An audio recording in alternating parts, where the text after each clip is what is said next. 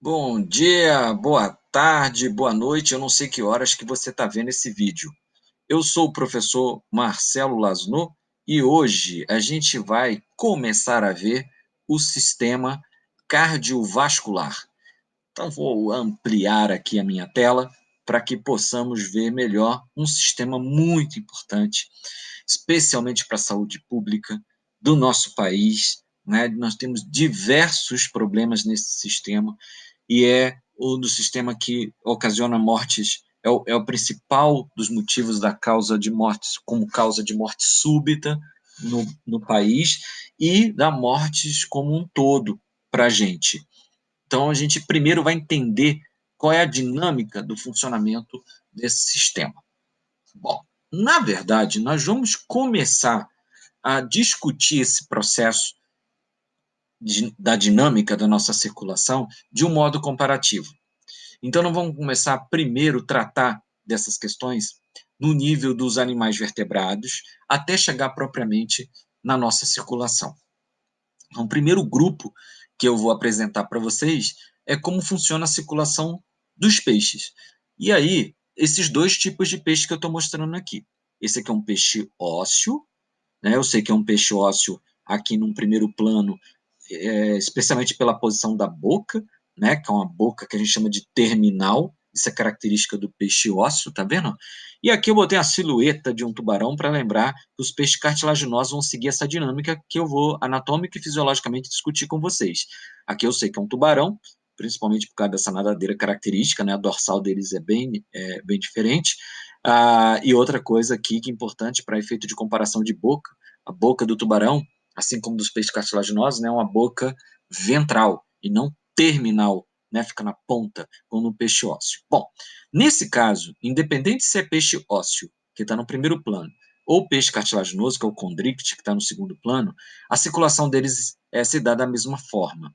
É uma circulação garantida por um coração anatomicamente simples, um coração com duas câmaras, tá vendo? Uma câmara chamada átrio, que aqui no esquema está com o nome aurícula, é um sinônimo possível, embora não seja o melhor nome, tá? O melhor nome é esse que eu estou colocando fora aqui do esquema, que é átrio, que é uma câmara cardíaca, isso aqui é oco por dentro, né? É uma câmara cardíaca, a gente chama de entrada. Então, o sangue entra por aqui. Esse seio venoso que está aqui, que inclusive alguns autores atribuem como sendo uma câmara, ou uma quase câmara, ou uma subcâmara, pré-câmara, tem várias nomenclaturas aí que o pessoal arrisca. Mas, assim, para efeito das provas, a câmara é a aurícula ou átrio, tá? Que é uma câmara para o sangue entrar. E o ventrículo é uma câmara para o sangue sair. Né? E essa história do bulbo arterial aqui é basicamente a mesma que eu tinha explicado ser venoso. Mas o coração aqui tem duas câmaras, um átrio e um ventrículo. Uma câmara de entrada e uma câmara de saída. O sangue que é bombeado por esse coração, gente, ele segue para um sistema de artérias que vai direto para as brânquias. Fazer o quê? Né? As brânquias desses animais servem para oxigenar esse sangue. Portanto, o sangue que vai para a brânquia é um sangue pouco oxigenado, pobre em oxigênio, que vai para a brânquia exatamente ganhar esse oxigênio. E quando ganha esse oxigênio, esse sangue circula diretamente para o corpo, tá vendo? Diretamente para o corpo. À medida que circula pelo corpo, vai perdendo esse oxigênio, vai desoxigenando até retornar ao coração. Essa circulação é feita numa via só, que envolve coração, brânquias, corpo, coração, tá vendo? É um circuito só. Como é um circuito só, a gente chama essa circulação de circulação simples. Só para dando um spoiler aqui do que vai acontecer lá na frente, por exemplo, não é o nosso caso, né? A nossa circulação funciona assim: a gente manda sangue para o órgão respiratório, que no nosso caso são os pulmões, né? Não é a brânquia, mas aí, o que tem de diferente e importante no nosso caso, vocês vão ver. Esse sangue, antes de ir para o corpo, ele volta para o coração, que faz uma segunda bombeada para que ele vá efetivamente para o corpo. Então, acaba que há duas circulações, vamos dizer assim, né, no nosso corpo. Uma com o sistema respiratório e outra com o corpo todo. No peixe não é assim. No peixe, esse mesmo sangue que passa pelo órgão respiratório já perpassa o corpo. e aí retorna para o coração um sangue pobre em oxigênio, fechando o circuito. Por isso, meus amigos, a circulação dos peixes é considerada uma circulação simples. E o coração dos peixes só opera com uma entrada, portanto, só opera com um tipo de sangue. E esse sangue de operação do coração do peixe é um sangue dito historicamente venoso, né? Lembrando que essa ideia do sangue venoso, para quem já assistiu a aula de respiratório, sabe que essa nomenclatura não é muito precisa, é melhor usar esse tipo de expressão aqui, ó. É um sangue pobre em oxigênio. Esse é o termo melhor. Bom, eu coloquei aqui um animal brasileiro chamado piramboia. Esse é um peixe, tá? Só que, olha lá o que eu escrevi. Ele é um peixe pulmonado. Como ele é um peixe pulmonado, ele tem uma história evolutiva diferente. Eu não botei aqui o cladograma, né, aquela árvore filogenética, para mostrar com precisão qual é a história, né, evolutiva dessas espécies ditas peixes pulmonados. A gente tem aqui no Brasil a piramboia. Agora, o que acontece, gente, é que esses peixes não têm o coração que eu acabei de escrever para vocês. Tá? Esses peixes têm um coração diferente. O coração deles é um coração com 3 câmaras, ao invés de 2 só. E esse coração com 3 câmaras é como o coração dos anfíbios, que é o grupo que vamos nos colocar a ver agora. Então, vamos ver como é a circulação dos anfíbios. Então, os anfíbios, eles são quando a gente fala de anfíbio, a gente está falando de sapo, a gente está falando de rã, a gente está falando de perereca, a gente está falando de cobra cega, então, e salamandres. Tá? Esses animais são ditos anfíbios, mas a gente tem muitas espécies, uma grande abundância de sapos, rãs e pererecas. Então, o que, que tem de novidade, vamos dizer assim, no esquema que eu estou mostrando para vocês? Olha o detalhe do coração, gente. São 2 átrios, tá vendo? Tem um átrio aqui e um outro átrio aqui. Falei para vocês, os átrios são câmaras de chegada, de entrada de sangue.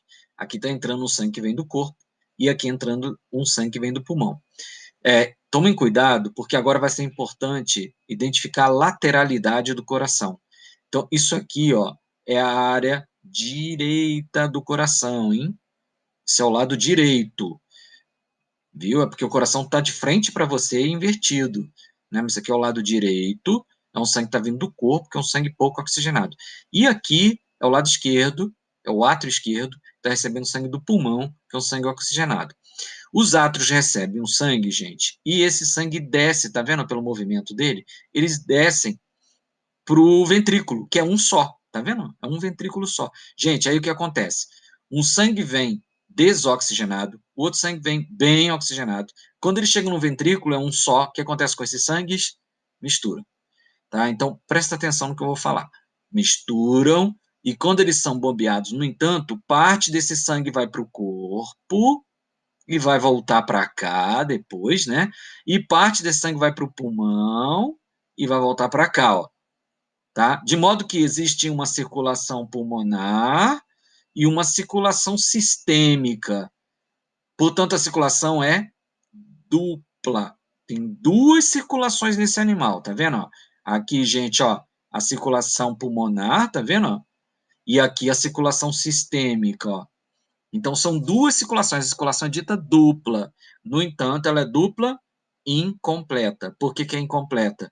Porque, como tem um único ventrículo, os sangues que aportam o coração, ou seja, que chegam no coração, eles descem para o ventrículo e antes que eles possam ser eliminados pelas artérias, né, esses vasos aqui são as artérias, ó, são os vasos de saída, tá? Esse sangue vai misturar. Viu? Esse autor aqui, ó, ele está usando aquela nomenclatura de sangue arterial e sangue venoso. Tá? Então, aqui ele está confiante na ideia de que se é sangue arterial, sangue rico em oxigênio, e se é sangue venoso, é o sangue pobre em oxigênio, e aqui ele está identificando o sangue misturado, que é o que efetivamente é bombeado. Né? Ele é bombeado, sempre misturado, mistura-se. Por isso que nos anfíbios, até esse sangue que é bombeado para o corpo, que ele sai misturado, um dos primeiros órgãos que esse sangue passa é exatamente na pele do animal, que quando esse sangue passa na pele do animal, ele ganha, né, o oxigênio, e isso deixa, obviamente, o sangue um pouco melhor, vamos dizer assim. Mas a pele é importante, viu, gente, para a respiração dos anfíbios, para a oxigenação do sangue dos anfíbios, mas corresponde a algo em torno a 25% dessa oxigenação, ou seja, 75% do oxigênio do anfíbio é pulmonar mesmo. Então, os pulmões têm uma função fundamental na respiração dos anfíbios. Bom, depois dos anfíbios surgiram os répteis. A história dos répteis ela tem que ser contada em 2 capítulos. Por quê? Primeiro vamos falar dos répteis não crocodilianos. Quem são os répteis não crocodilianos? São os répteis como cobras, como está ilustrado aí, tartarugas e lagartos. Então, esses são chamados répteis não crocodilianos. Estamos tirando jacaré e crocodilo. Está aqui o coração deles. É um coração com um átrio, que é o direito, esse aqui, ó, um átrio, que é o esquerdo, e um único ventrículo. Mas olha só o que está acontecendo, gente. Esse ventrículo, ele tem um início de separação, percebe? Esse início de separação aqui a gente chama assim, ó, septo de Sabatier. O septo de Sabatier, ele restringe a mistura do sangue ventricular, mas não impede. Portanto, o coração é dito de 3 câmaras, 2 átrios e um ventrículo. Esse ventrículo tem um início de separação, que é o septo de Sabatier. A circulação é dita completa, lá, ó. O sangue vai para o pulmão e retorna para cá, outra parte do sangue vai para o corpo, retorna para cá. Então a circulação é dupla, mas continua incompleta. Continua incompleta por quê? Porque ocorre uma mistura. Essa mistura é mais restrita do que no caso do anfíbio, que não tem o septo de Sabatier, mas é uma mistura o suficiente para caracterizar a circulação como incompleta. Por que a gente tirou crocodilo e jacaré? Porque eles têm uma situação diferenciada. Eles têm o coração tetracavitário, ou seja, eles têm 2 átrios e 2 ventrículos. Portanto, ele tem entrada para sangue de um lado, do outro, saída de um sangue de um lado e de outro. Não tem mistura de sangue do lado direito. Tá vendo aqui, ó? Ó, aqui tá em inglês, né? Mas esse R é de right, direita, e o L de left, esquerda. Então, o lado direito está completamente separado do lado esquerdo, de modo que o sangue que entra e que sai não se mistura. Não mistura no coração. Mas olha só o que acontece, gente. O crocodilo, ele tem uma história um pouco complicada, porque ele tem 2 aortas. Ele tem uma aorta direita e uma aorta esquerda.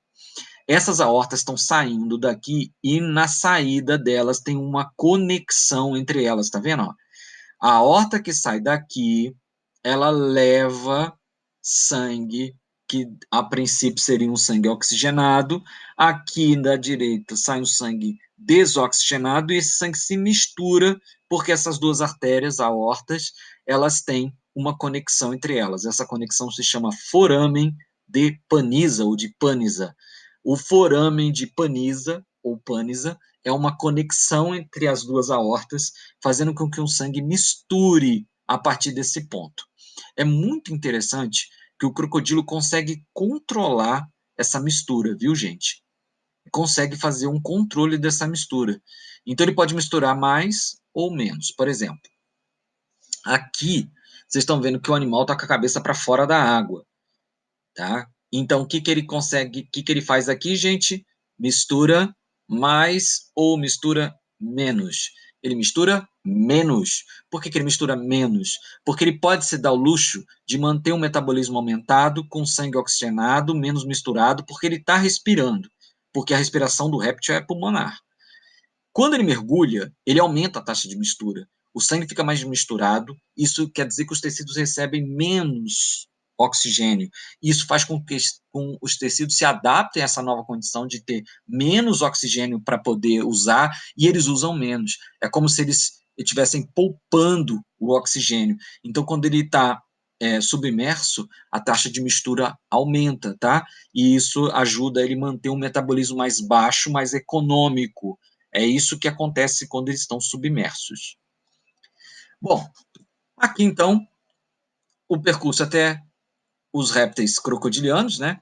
Aí aqui eu tive que, né, peguei isso pronto, né? Aqui os répteis foram colocados todos juntos, mas lembrando que a circulação do réptil crocodiliano ainda é incompleta. Então aqui a situação do peixe, que é aquela circulação simples, né? Aqui a circulação já dupla, incompleta, mas com o coração sem divisão de ventrículo. Aqui o ventrículo pode estar completamente ou parcialmente separados, mas continua incompleta. E finalmente acaba essa coisa de mistura quando aparecem os grupos das aves e dos mamíferos. A circulação deles é uma circulação dita dupla completa. Então, aqui fiz uma grande tabela para poder fazer esse comparativo total, né, desses grupos todos, tá? Então, vamos lá, gente. Peixe, coração de 2 câmaras, um átrio e um ventrículo. A circulação é simples, o coração trabalha só com sangue venoso, devia até ter botado aqui entre aspas, né? E alguns autores acabam dizendo que essa circulação é completa na medida que o sangue não se mistura, mas alguns autores reagem muito a dizer isso, porque é lógico que o sangue não mistura, porque o coração desse peixe só trabalha com um tipo de sangue. Por isso que eu botei essa interrogação. Tem autores que não aceitam essa coisa de chamar a circulação do peixe completa, outros aceitam, tá? Anfíbio, gente, coração de 3 câmaras, 2 átrios e um ventrículo, circulação dupla incompleta, situação muito parecida fisiologicamente com o dos répteis não crocodilianos. 3 câmaras, do mesmo jeito, só que lembrando que esse ventrículo aqui, tá? Ele tem o tal do septo de Sabatier, então a mistura é um pouco menor, mas a circulação continua incompleta. Incompleta também é a dos répteis crocodilianos, que tem 4 câmaras, 2 átrios e 2 ventrículos, mas ocorre a mistura não no coração, mas nas aortas, né? E aves e mamíferos, gente, eu vou mostrar o coração humano para dar um fechamento, né, nessa história que eu estou contando para vocês, mas ave e mamífero, a circulação é dupla completa. Então, aqui o lado direito só opera com sangue oxigenado, perdão, pouco oxigenado, e o lado esquerdo só com sangue oxigenado. Esses sangues não se misturam, a circulação é dita dupla completa. Aqui mais um esquema, é um mapa mental dessa circulação, mostrando toda essa variedade. Se vocês quiserem, nessa hora do vídeo, dar um pause aí para observar com mais qualidade a informação que eu estou expressando aqui, mas é uma forma ou outra, usando o mapa mental, de eu mostrar a mesma informação do slide anterior, né, aqui, exceto que aqui eu estou trabalhando mais com as cavidades e com o fato de ser circulação simples, dupla, incompleta, mas é uma outra forma de visualização, viu? Mas a informação é a mesma do slide anterior.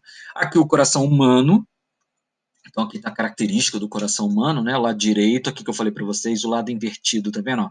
Átrio direito, ventrículo direito, aqui o átrio esquerdo, ventrículo esquerdo, esse lado aqui opera só com sangue pouco oxigenado, o então chamado sangue venoso, né? E aqui, gente, o lado esquerdo que opera só com sangue arterial. Olha que detalhe interessante, olha a espessura da musculatura do ventrículo esquerdo em relação ao direito, tá vendo? Por quê, gente? Porque o ventrículo esquerdo é bem mais musculoso do que o ventrículo direito, porque o sangue que é bombeado aqui é bombeado para todo o corpo, né? É o sangue que alimenta a circulação sistêmica. Gente, não tem passagem de sangue de um lado para o outro.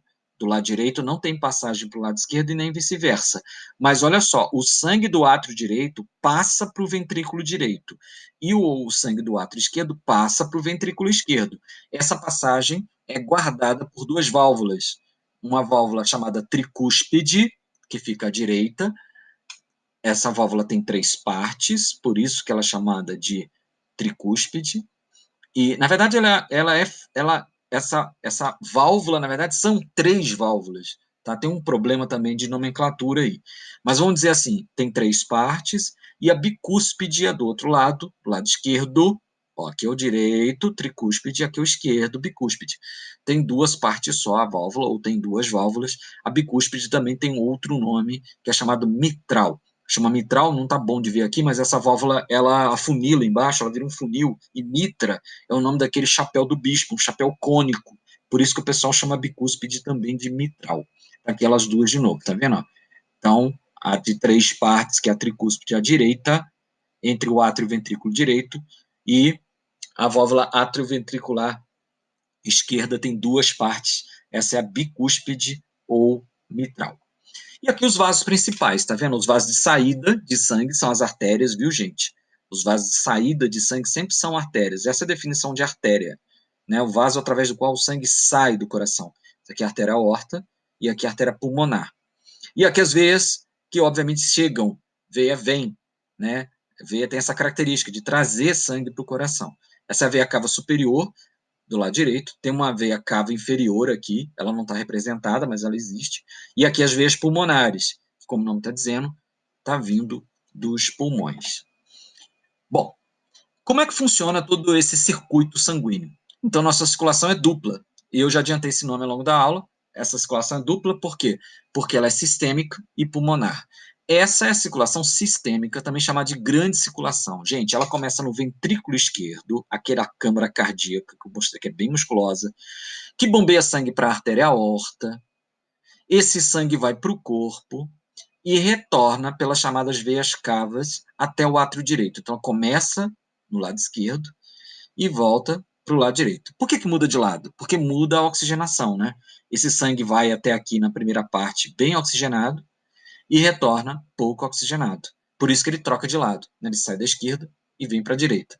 Essa é chamada grande circulação ou circulação sistêmica.